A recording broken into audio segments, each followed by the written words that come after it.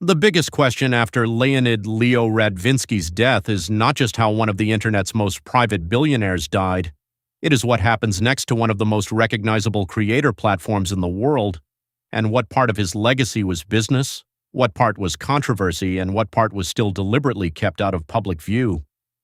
On March the 23rd, 2026, Radvinsky was back in headlines after OnlyFans confirmed that he had died of cancer at 43. Subscribe, like, and share to support Starline Daily for more verified celebrity, business, and entertainment updates built around confirmed facts, public records, and official statements.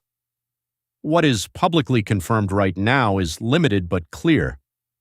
OnlyFans said Radvinsky passed away peacefully after what it described as a long battle with cancer, and the company said his family requested privacy.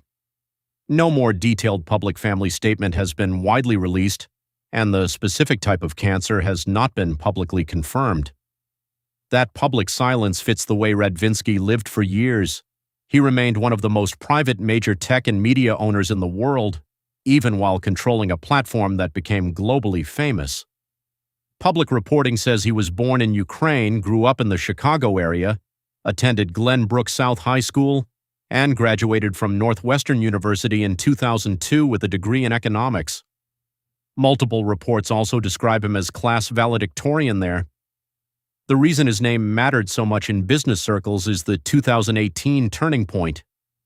Official UK company records show Leonid Radvinsky became the person with significant control of Fenix International, OnlyFans' parent company, on October 3, 2018, with ownership of 75% or more of the shares and voting rights. Reporting from Reuters and other outlets says he bought the company from founder Tim Stokely and went on to serve as a director and majority shareholder. Under his ownership, OnlyFans moved from a smaller subscription platform into a cultural and financial force tied most closely to adult content, even as it later tried to broaden its image. Reuters said the platform grew to more than 300 million users and over $1 billion in annual revenue, while CBS said regulatory filings showed 4.6 million creators in 2024 and company revenue of $1.4 billion that year. Public reporting also says the platform typically keeps 20% of creator earnings. That growth explains why his death raises an immediate business question. Reuters reported that earlier this year, OnlyFans had been exploring a sale of a majority stake, and its death report added that Radvinsky's Fenix shares have been held in the LR Fenix Trust since 2024. In other words, the story is no longer only about the death announcement. It is also about succession, control, and whether any sale process now changes behind the scenes. This has not been publicly confirmed beyond the trust structure and earlier sale discussions already reported. There is also a broader legacy question.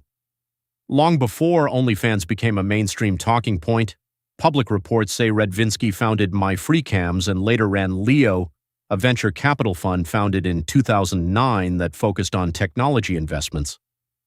Reports citing his personal website also say he supported philanthropic causes, including Memorial Sloan Kettering Cancer Center, the University of Chicago Medicine, and animal welfare work. That means the public record around him was never just one company, even if OnlyFans became the name most closely linked to his fortune. At the same time, much of his personal life stayed intentionally private.